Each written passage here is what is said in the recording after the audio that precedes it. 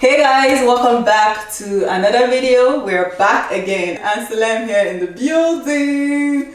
So I am sure by now you've seen the part one of this video, and if you've not seen it, please, the link is here. Go and check it out so that you can follow well on this story. So today we have Anselm again. So we're going to continue from where we stopped. Okay. Welcome. Thank you again.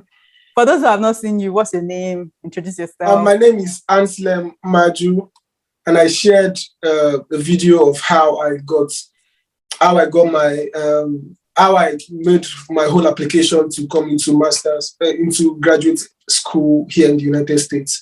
So now I'm going to be sharing how my travel story was. I've done my application story. This is my travel story. Okay, So check us on the if you've journey. not seen the other video, you can check it out. Yeah. So we're ready. Take us on the journey. Okay.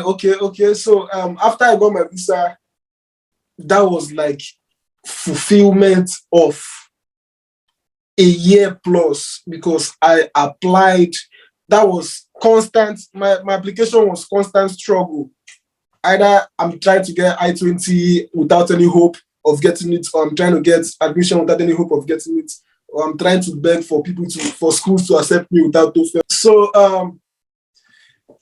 after all the struggle I had in applying, now going to the US after getting my visa was big accomplishment. In my mind, I just want to rest. I had 5 days to travel.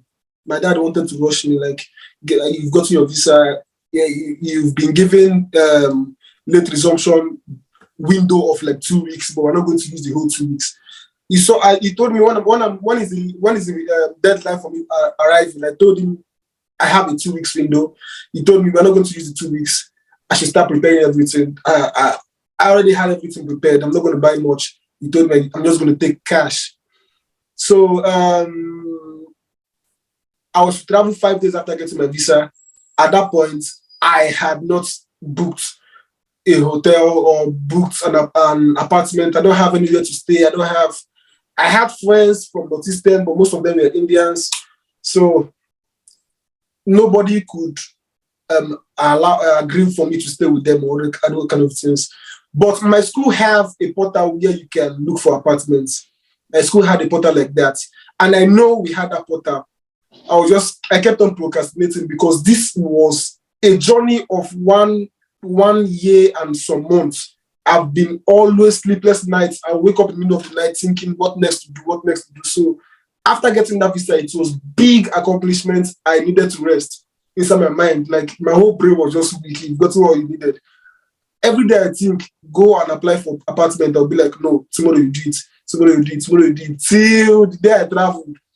I traveled on the 15th. I got my visa on the 7th. 7, 8, 9, 10, 11, 12, 14, 15. Oh, 8 days, not 5 days, sorry. So 8 days, I traveled 8 days after getting my visa. I traveled on the 15th of September. Every single day within these 8 days, I was like, tomorrow I will check. I was more interested in buying things than applying for apartments. So the 14th reached. I was packing my box, checking everything. I said in the night, I would apply before I sleep. 15 reached, I did not apply. I said on the plane, I have 11 hours, so I'm going to look for apartments while on flight, see how foolish I was. And at that point, my dad did not care to ask, not because he already trusted me at that point. This guy just came from nowhere. I did not have anybody I'm learning from. There's nobody in my family in America. He did everything himself, and now he's in America. What is housing for him? If he already has school in America, he surely already has housing figured out. He asked me, do you have yet to stay? I say, yeah, I don't like bothering my parents. All he needed was to give me money. So in the flight, immediately after the flight, I was overwhelmed again. Like the whole happiness was too much. I could not concentrate on looking for apartment. I posted on my WhatsApp. I posted my flight on my WhatsApp, and I kid you not, I replied message for 11 hours straight on WhatsApp. Everybody kept on messaging me, and a lot of Africans won't. Even my friends now for 6 months, many of their friends don't know they're here. But I don't care. Many of my friends knew I was going to come here even after I got admission, before I got visa. So I wasn't scared of the African stuff. Don't tell your friends, all this kind of stuff. I told people I wanted to tell. I do not tell people I do not want to tell. On the flight, I posted and I replied message till I reached America. I landed in New York first. I landed in New York. I missed my connecting flight to Boston. When I reached New York around 5. My next flight was to go by 6. So I had like 30 minutes interval to change flights. I'm new in traveling. That was my first time leaving Nigeria. USA was the first country I arrived. So I'm new about traveling. I don't know about all those places you go and all those check-ins and stuff. So after I reached here, I saw another line to something I don't even understand. And one thing about the US is that everybody's expecting you to follow signs. There are signs hanging everywhere. Like, you're not supposed to ask questions. I beg, where's this place? I beg, where's that place? No, everybody expects you to know where you're going from looking at signs. I passed many signs without knowing my boarding gates and all those kind of stuff. I went and joined another line for check-in. Again, normally if you have connecting flights, it's not going to be like check-in, just show your passport and some things. I see people with bags checking in. I don't know why I did not think them. And they were mostly Spanish. I went and joined a line going to Spain. Checking people going to Spain. They kept on checking till it reached my turn. When it reached my turn there, the man I said, well, let me see your passport. I showed her my passport. You're not supposed to be here. I said, are you serious? You're supposed to be, oh wow, 6.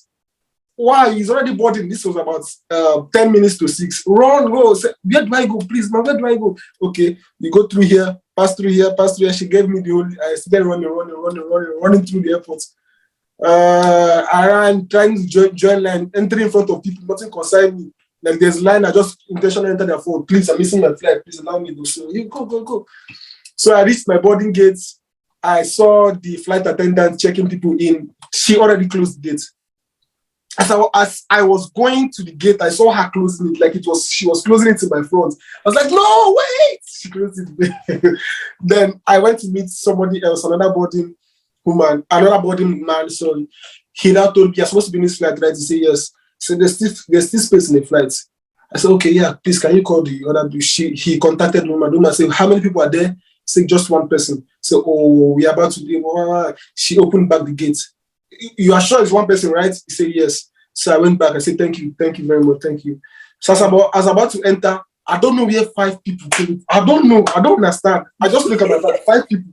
They just started telling the woman they're supposed to be here. The woman was like, oh God, you told me it was one person. So this is one person. So please, we cannot allow any other person. You know, it's like, guys, I beg for this thing. This is my first time in this country. I cannot miss my flight. My first time in America. No, I said that does not concern her. She entered inside and she closed the door. She closed the door. I was like, God, what did I do? My bags were in that flight. That's the other thing. My bags were already on their way. So your bags were flying. He closed the door. I saw the gates detaching from the plane. I saw my plane taking off, looking at it. I was looking at my plane taking off, like, I was, God. So I asked the next man, what am I supposed to do? He said, you have to wait for the next flight. When is it? By 11 p.m. This was 6 p.m. So I was staying in the airport without anything to do for almost 4 hours. I said, no problem. I did not say no problem. I had a big problem then. So I called, my parents called, and some friends called. I told them I missed my flights. So people kept on telling me it's God that knows. Which one is God? God that knows. They tell me it's God that knows. I later found out that it was God because I had nowhere to stay when I arrived. I did not even know why. Thank God I did not go because I would have landed in Boston by 7 p.m. It's going to be like less than 1 hour flight from New York. By 7 p.m. or thereabouts, and I don't have any plan. It was better to land in midnight than to land then because at that point I would think I have hope. God just arranged everything. So while I was there, I met one Nigerian guy. While I was waiting for the 4 hours, that's how God helped me. I met one Nigerian guy in the airport. I said, yeah, I just saw him speaking on the phone. You don't need to tell me 2 times when I hear Nigerian speak. So I just saw him speaking on the phone. I was like, wow, hi, are you Nigerian? He said, yes. Are you just coming here? He said, yes. That he came from Lagos today. So, wow, I came from Lagos today. He said, through which airline? He said, Delta. Oh, wow. We connected. We found out that we are on the same flight and we are heading to the same location. So we came from Lagos and we are both going to Boston, and he's going to Boston through the 11 p.m. flight, the same flight with me. I was like, why did you not go with the 6 p.m. one? He said that was the one they initially booked for him. So you would land there by this and go by 11. I said, oh, wow. Okay, we're going to be in the same flight now. He said, yeah. So we connected and all those stuff. I asked him if he have a place to stay when he reached Boston. He said, yes, his uncle is going to come pick him up. But he's not that close with his uncle, so he can't request if I can stay with them. Plus, he doesn't know me. So I said, I understand totally. There's no problem. At that particular point, still, I did not have any place to stay. My dad, my mom, everybody kept on calling me. Is everything okay? Is everything fine? Yes, of course, definitely, yeah. Do you have where you're going to stay? Yes. I don't like putting them through stress and all those kind of stuff. And I was still relaxed. I have a very, very, very, very, I can be very, very, very determined about something, and it looks like there's no hope. Everybody's telling me just quit. And I will be all about that thing. Or I can be very, very nonchalant. At that point, I was nonchalant about where to stay. While I was applying for visa, I was always up and running about application. Now I was nonchalant. I had no motivation to apply for this, to apply for where to stay. Time kept on going. 4 hours, I did not see spending looking for apartments. I did not see spending looking for hotel. And I was short on cash. I thought I was more on cash because of your video. Yeah. There was one of a video I watched. Yeah, I remember this now. There was one of a video I watched when you were still in South Dakota. Was it South Dakota? Yeah. Or not? Yeah, okay. When you were still in South Dakota, you spoke about cost of living. So, and a month's rent. I don't know if you remember that video. So it was around five. Finish before I stock my own parts. Yeah. So me coming here now, I prepared that amount you called, not knowing that state is different. Did I write it to the video? Did I say it? I said check with the state you are going to. This I wrote it on the screen. This is specifically. See guys, if you are watching, don't try this at home. I did not know. I know about the US, but I did not think about that. I know about different states before coming here. I know about how states are and how busy states. So I know Boston is almost New York, apart from the ruggedity. There. It's very expensive to get an apartment here. Like basically the whole amount I used to come to US.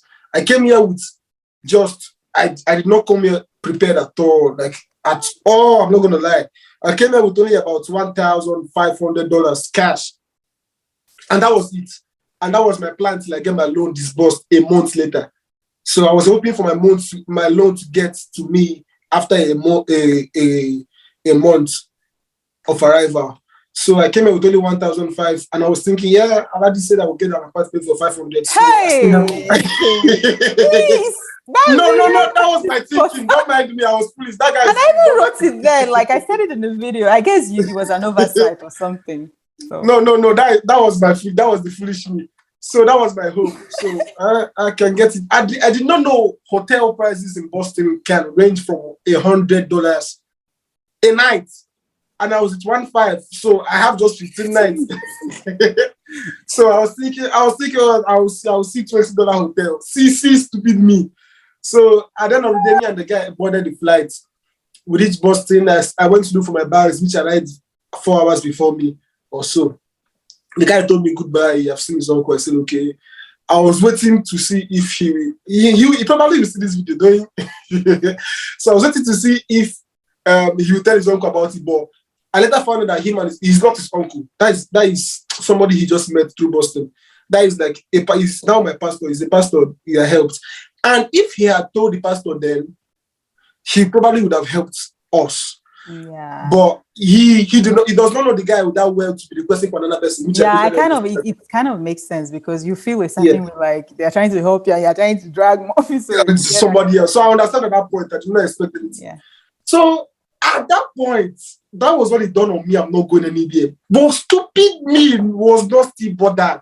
This was 12 p.m. We landed at 12 something a.m. 12 a.m. the next day, 16th September. I was just carrying my bags. My problem was the load. Carrying my bags, going and looking. I was just looking at the US. Look for where to stay. I'm looking at the US, looking at the buildings and all these things. Yeah, you're finally there. So that was my happiness. feeling. I asked some guys, how do I go to Northeastern University? And the name was not too popular. Like many people don't like, Boston is too big, like you cannot just pinpoint somewhere.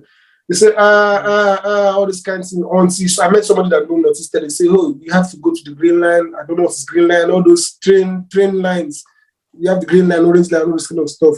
He said I have to go through airport transit, enter the bus to train station and all this kind of stuff. I don't understand. So I entered the airport transit and I went to the train station, and as I'm reaching, the train station was closing. They said I should come back by 5 a.m. the next day. It's like, so where do I stay? Nobody, like, what do you want me to do? No, where do I stay? The man was like, what do you want me to do? You want to sleep in the station? I was like, okay, no problems. I carried my bag and continued going around looking at US. I was still not bothered about where to sleep. Are you understanding this Lagos boy?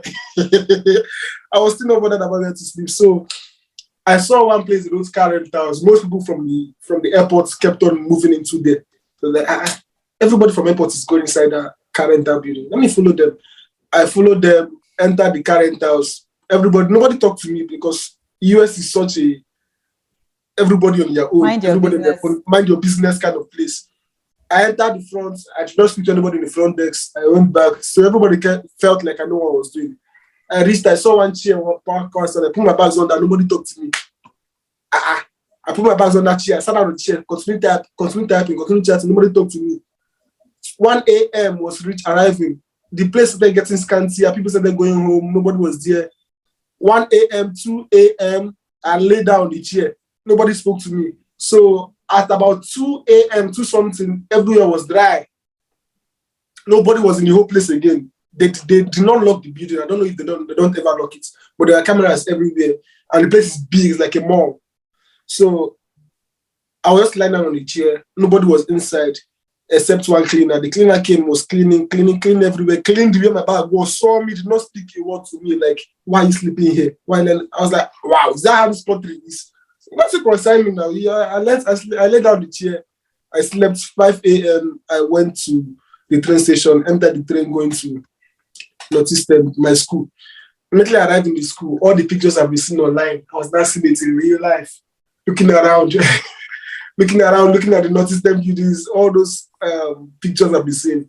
I entered inside, sat down, still don't know. I know where I was about to go. I know where I'm supposed to report. Office of the International Office, we call it OGS here, Office of Global Services. So I know I was supposed to go to OGS, but I cannot leave my bags there and go there without my bags. And I cannot still carry my bags there and go to the OGS. It was too heavy. I had like 4 bags. So I sat there for hours, not knowing what to do, just looking at the place, looking at the people, looking at different colors, looking at how diverse everything is. And I was still not bothered about where to stay. At that point, this is already going to be the next almost afternoon, 12 p.m. the next in the afternoon.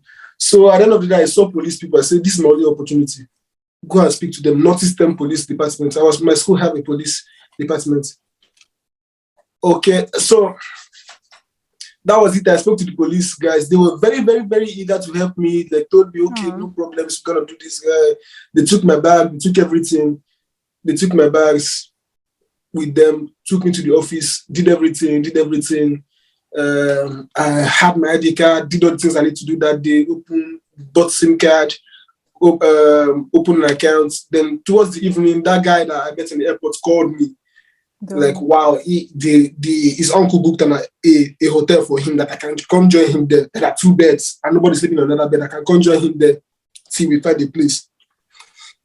So I went there in the evening with my teams and I thanked him very well. Then we met the man, which is now my pastor now, Pastor Femi. So he did everything for us, paid more days for us. At the end of the day, we kept on looking for places. It was very, very hard to find an apartment because we came late and it's Boston and it's costly. So I did not have to, God. We kept on looking for an apartment. At the end of the day, we stayed 15 days in a hotel. Thanks to another Black American guy, which was really, really nice. The guy, I like connecting with people. So I connected with the guy very, very well. The hotel we were staying. We had to start paying for ourselves. And it was like $120 a night. So me and the guy would share 60. So we paid the first time and said that it was too hard to pay second time. Then we spoke to the receptionist and the guy started booking a room in his own name as worker. You understand? And he has reduced this thing for workers. So we only had to pay 60. So we now started paying that. We had to pay 30. We not pay 15. Like we were basically paying nothing. The guy was too good and too nice. He helped me set up this room. He helped me get my first bed. The guy was like too nice. Thank. If you're ever gonna see this video, Sigmund, a Black American guy. So he helped me. Everything got set. After 15 days in the hotel, we found a place, and it was like hard for him, but we parted ways, and I'm now here. So that's it. That's the story. That's the struggle. Yeah, strong. My parents still don't know about this. God really came through for you, Sha. Yeah, God helped me. So if I had gone through that with that first flight, I never would have met this guy. I never would have met that guy. So that is it. I guess everything works together for our good. Yeah. That was interesting. I'm glad people came to help you guys. Not everybody. This does not happen every day. Okay. So guys, I mean, be inspired, but pick the lessons. Be prepared, yeah. Pick the Don't lessons. be like me. Don't be a Anselm. Yeah, I mean, it could have gone wrong, but thankfully things went very okay. So guys, pick the lesson, pick the inspiration, pick all you can. Thank you so much for sharing that interesting story. It was really nice. It was kind of funny too, Sha. I know then it was not funny, but I came with the mindset of if you can survive in Lagos, you can survive anywhere. So could never catch it was foolish. It was not smart. It was not smart. You have to find place before you arrive. Yeah. I guess I want to ask, but I don't know how this time we have left. But how did you finally get an apartment? Did you get it from word of mouth or did you see it online? How did you finally get your place? Everywhere. The whole way of looking for apartments was online. I really preferred. I just think coming here was. I had to adjust to the online life. I would have preferred going to house by house to check apartments, all those kind of things. That was how my Nigerian mentality was thinking. But I found it online. Split Spots is a popular website all through US, I think, or most states in US. Split Spots, you can just rent your room without having to mind about other people in the room. So I never saw, until now, I've not seen the landlord of this house or the caretaker. I did everything online. They gave me password to get the key box keys online. I keep on paying my rent online. I've not seen anybody who takes care of this. Boston is too big. Nobody is not like a domestic place, like countryside. You understand? So where you interact with the landlords and stuff. Probably the owner of this house doesn't even stay in Boston. I don't know who the person is. I think usually we don't really even see the landlords. You only see if you go to the office, some of them have office, you see the leasing manager or something like that. You rarely see landlords. It's not like Nigeria where you know your landlord. My own leasing manager, landlord, caretaker. So you didn't see the apartment before you paid, you didn't see the pictures, the 360 cameras. I saw everything. I toured it online. It was 360 camera. You can rotate the camera. I know that camera, but I'm I want to see when you guys posted it, maybe the apartment was in a different condition. I want to see what it looks like in the moment. I saw mine before I came in, but it's because I spoke with one of the roommates already. Because you can contact roommates online. Anyway, guys, we've come to the end of this video, unfortunately. And thank you to our wonderful guests. Thank you for sharing your story. It's really interesting to hear from other people this whole, because everybody in this America, we all have a story. All of us, we have a story. So it's just what it is. And Anselm, do you have any final words for people watching you, for our viewers? It's always going to be thank you. Thanks to the viewers. For those that are applying, it's easy. It's not going to be easy when you're looking for agents. If you do everything yourself, it's good. Yeah. So thank you, Aladi, for having me here. Thanks to the guys and girls viewing. Thank you again. All right, please do not forget to check out his YouTube channel. And my Instagram. Follow up. The Instagram. He's very active on Instagram, so check out his Instagram, YouTube. What else? Is there any other one? No, Instagram and YouTube. Then also like Aladi's video, share, subscribe. Like, she's a very nice person. If you go look all her previous videos, she helped me get in here a lot. Oh, please do not watch it and take only. You know what I'm saying? No. Like, everything I needed to know, both buying things, what I needed to get here, the kind of food. Thank you very much. I keep saying thank you. For you here to go and see all the videos. All our videos are really nice. I keep saying thank you. It's looking like I'm just saying thank you, but you were really helpful. Like, really, really. Without your video, I don't think I would have been here. Your videos, let me not say videos. So your videos were really helpful. Thank you very much, Aladi. You are a pillar for the African community. You are a celebrity now. Many people know you that you don't know yet. No, they whine me. Bye, guys. See you. All right.